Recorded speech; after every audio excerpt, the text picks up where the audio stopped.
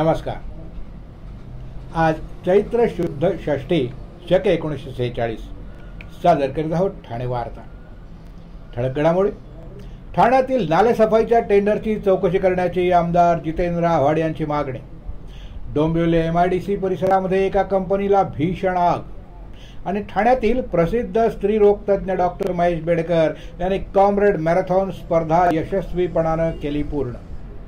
या आणि इतर घडामोडी विस्तृतपणे पण काही क्षणातच। आमच्या फेसबुक पेज, यूट्यूब चॅनल आणि संकेतस्थळाला सबस्क्राईब करायला मात्र विसरू नका। ठाणे वार्ता पहा श्रीस्थानक वाहिनीवर। आता सकाळी 9:15 पासून रात्री 9:15 पर्यंत ठाणे वार्ता, ठाण्यातील पहिलं दृकश्राव्य माध्यम।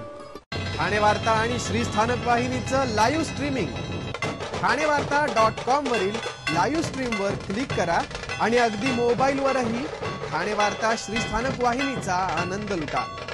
यासाठी आमचं ॲप डाउनलोड करा। ठाणे वार्ता पहा श्रीस्थानक वाहिनीवर। आता सकाळी 9:15 पासून रात्री 9:15 पर्यंत ठाणे वार्ता, ठाण्यातील पहिलं दृकश्राव्य माध्यम। आपण पाहत आहात श्रीस्थानक वाहिनी, ठाणे जिल्ह्याचं मुख्य व्यासपीठ। ठाण्यातील नालेसफाईच्या टेंडरची चौकशी करण्याची मागणी आमदार जितेंद्र आव्हाड यांनी केली। गेल्या वर्षी 1 रुपया भाव होता, तर यंदा 80 पैसे भाव आहे। एकीकडे सर्व स्तरावरची महागाई वाढत असताना हे टेंडर स्वस्त कसं झालं असा प्रश्न आव्हाड यांनी उपस्थित केलाय। नालेसफाईचं टेंडर हे मार्चमध्ये काढून एप्रिलमध्ये काम द्यायला हवं, म्हणजे नालेसफाईला वेळ मिळतो। पण यामध्ये अधिकारी आणि ठेकेदार यांची मिलीभगत असते।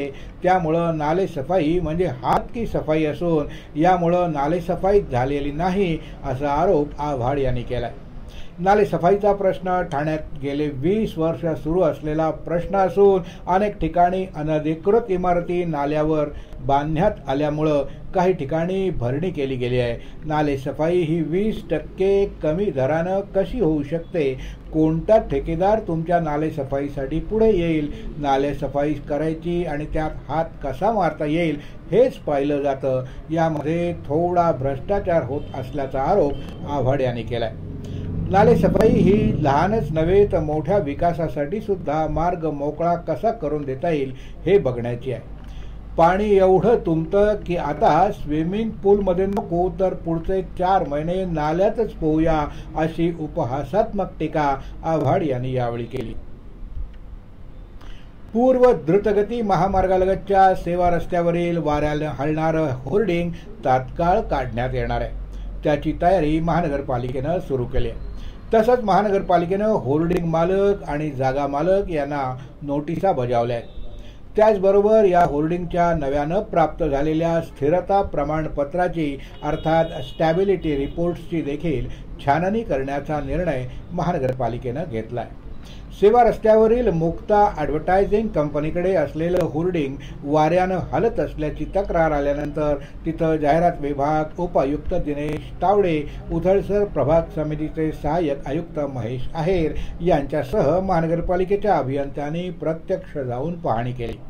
या पाहणीनंतर कोणतीही दुर्घटना होऊ नये यासाठी हे होर्डिंग तात्काळ काढलं जात आहे। तसंच जागा मालक आणि होर्डिंग कॉन्ट्रॅक्टरला नोटीस देण्यात असल्याची माहिती महानगरपालिकेचे अतिरिक्त महानगरपालिका आयुक्त प्रशांत रोडे यांनी दिली। आषाढी यात्रेनिमित्तानं विठुनामाचा जयघोष करीत श्री क्षेत्र पंढरपूरला जाणाऱ्या भाविक प्रवाशांसाठी एसटीनं यात्रा काळात तब्बल 5,000 विशेष बसगाड्या सोडण्याचं नियोजन केलंय। विशेष म्हणजे यंदा राज्यातील कोणत्याही गावातून 40 किंवा त्यापेक्षा जास्त भाविक प्रवाशाने एकत्रितरित्या मागणी केली तर त्यांना थेट पंढरपूरला जाण्यासाठी त्यांच्या गावातूनच एसटी बस उपलब्ध करून देण्यात येणार आहे। त्यासाठी भाविक प्रवाशांनी आपल्या जवळच्या आगारात संपर्क साधावा असं आवाहन एसटी महामंडळातर्फे करण्यात आलंय। सालाबादप्रमाणे श्री क्षेत्र पंढरपूर इथं आषाढी एकादशीला राज्यभरातून लाखो भाविक प्रवासी येतात। अनेक प्रवासी स्वतःच्या खाजगी वाहनानं, रेल्वेनं, एसटीनं किंवा विविध पालख्यांबरोबर चालत दिंडीनं येतात।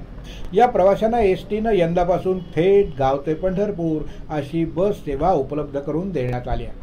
40 पेक्षा जास्त भाविक प्रवाशांची संख्या असेल तर त्यांना त्यांच्या गावापासून विशेष बस उपलब्ध करून दिली जाणार आहे.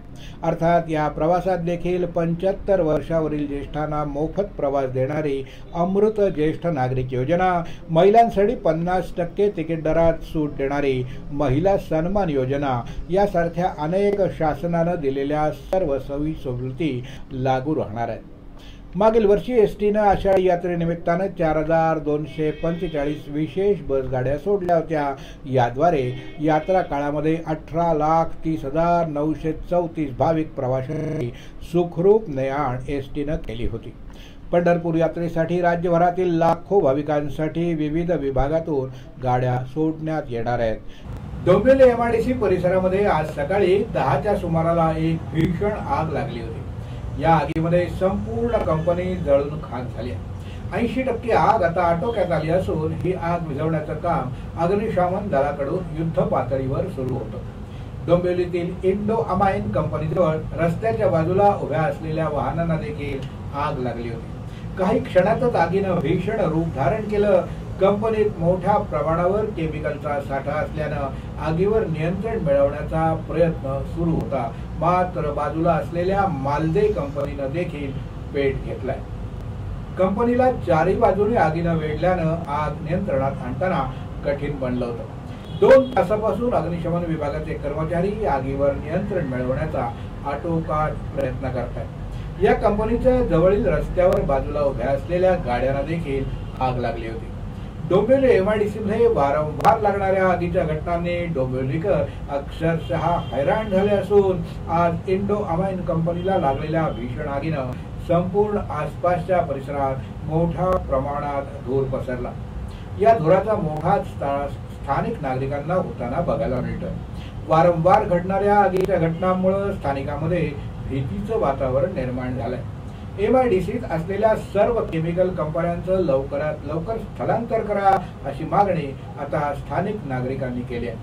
इंडो अमाइन्स या कंपनीत सिलेंडरच्या ब्लास्टमुळे आग लागल्याची प्राथमिक माहिती आहे. या आगीचा फटका दुसऱ्या मालदी कॅपॅसिटर या कंपनीला देखील बसला. सध्या आग कशामुळे लागली याचा तपास यंत्रणा करणार आहे. मात्र या घटनेत कोणतीही जीवितहानी मात्र झाली नसल्याची माहिती प्रांत अधिकारी विश्वास गुजर यांनी दिली. यापुढील घडामोडी एका छोट्याशा ब्रेक नंतर कुठे जाऊ नका, आम्ही लगेचच परत येतोय. पाहत रहा फक्त ठाणे वार्ता.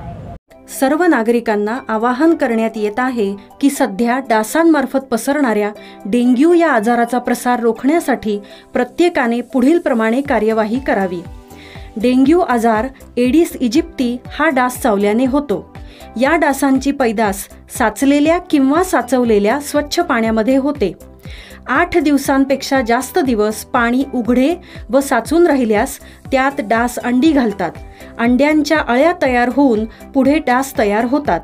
यासाठी आपल्या घरातील पाणी साठे उदाहरणार्थ बॅरल्स, पिंपे, टाक्या, हौद, रांजणे इत्यादी दर आठवड्याला रिकामे करून घासून पुसून कोरडे करून पुन्हा भरावे.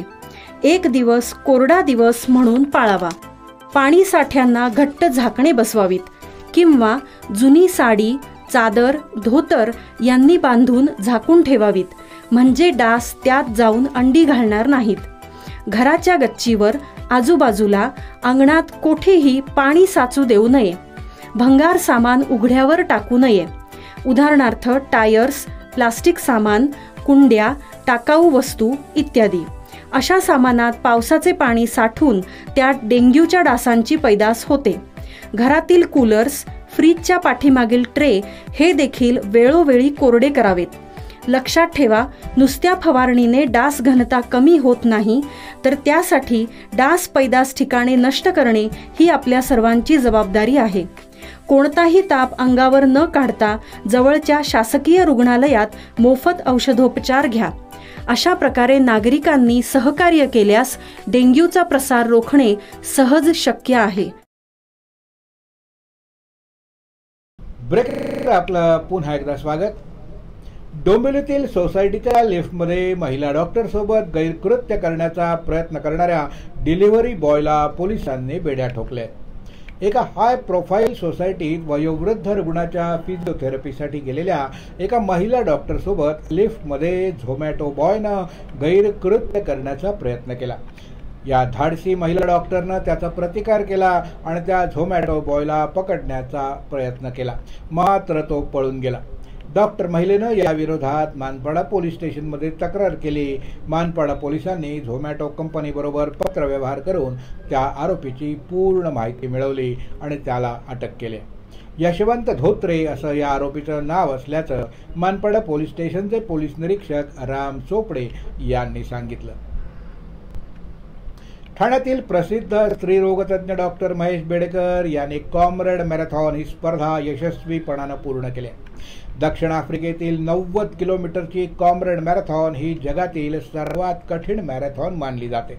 या स्पर्धेच्या पात्रतेपूर्वी काही विशिष्ट मॅरेथॉन वेळेत पूर्ण करणं हा एक निकष आहे. यंदा या स्पर्धेत ठाण्यातील काही धावपटू सहभागी झाले होते. या धावपटूंनी अनेक महिन्यांपासून तयारी केली होती. या गटात महेश बेडेकर यांनी ही स्पर्धा 9 तास 7 मिनिटात पूर्ण करून रॉबर्ट मिट्सले पदक पटकावलंय. ही स्पर्धा 10 तासात पूर्ण करणाऱ्या स्पर्धकाला हे पदक दिलं जातं.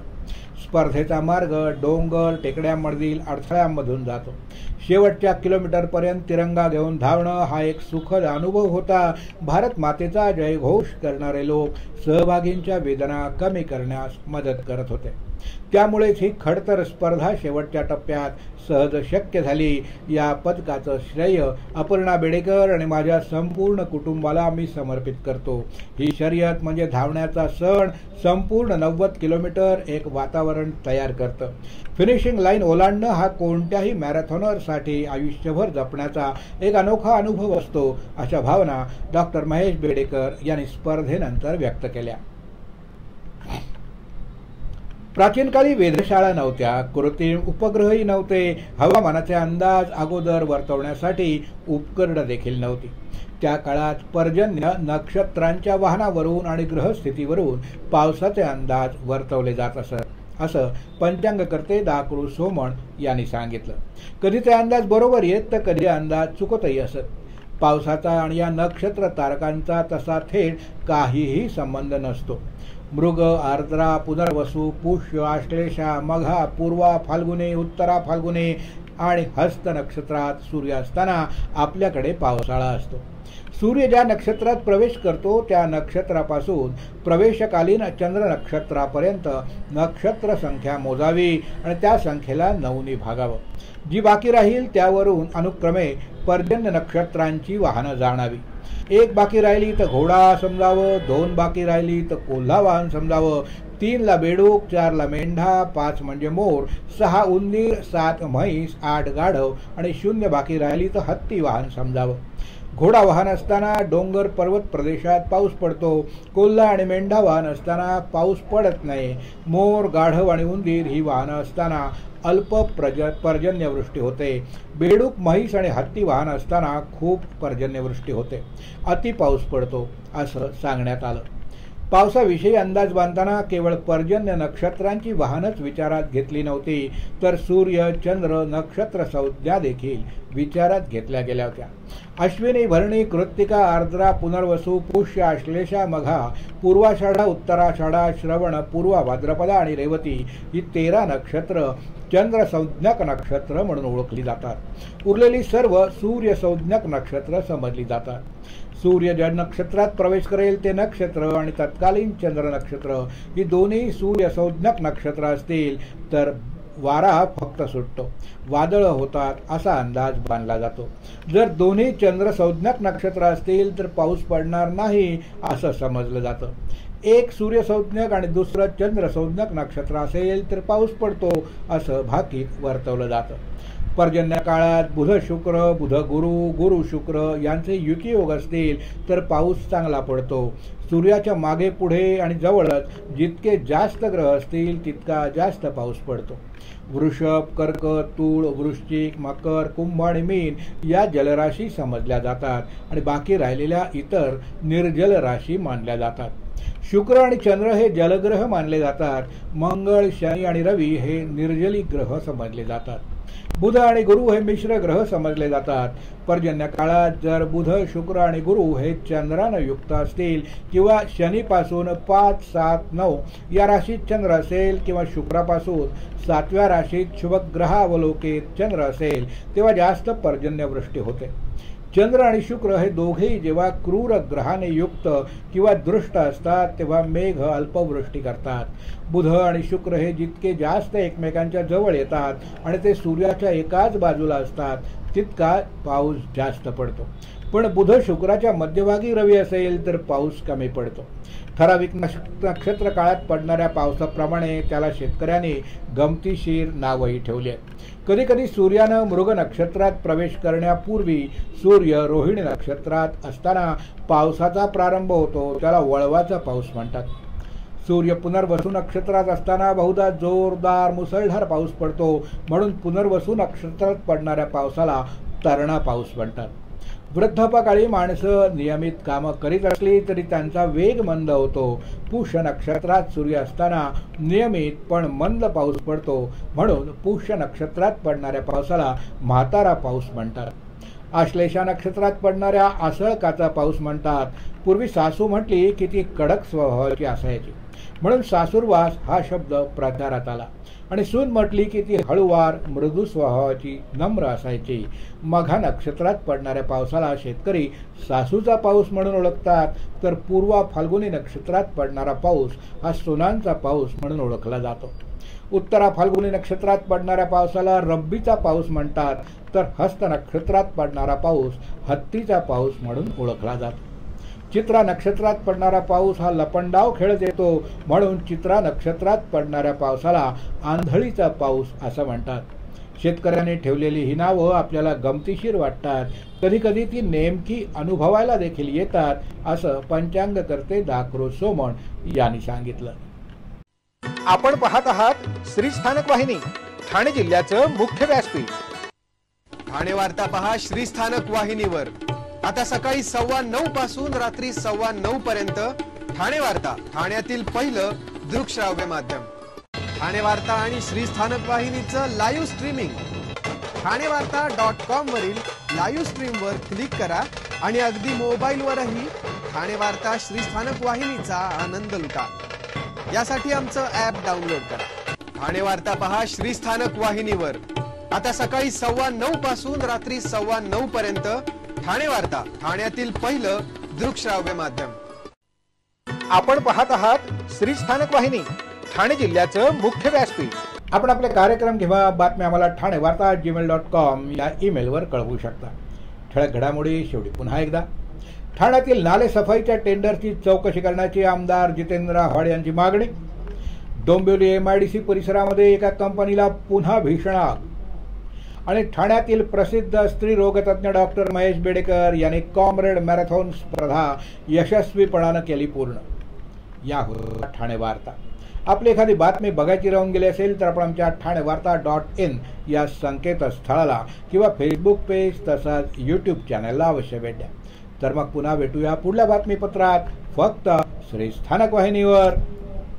धन्यवाद.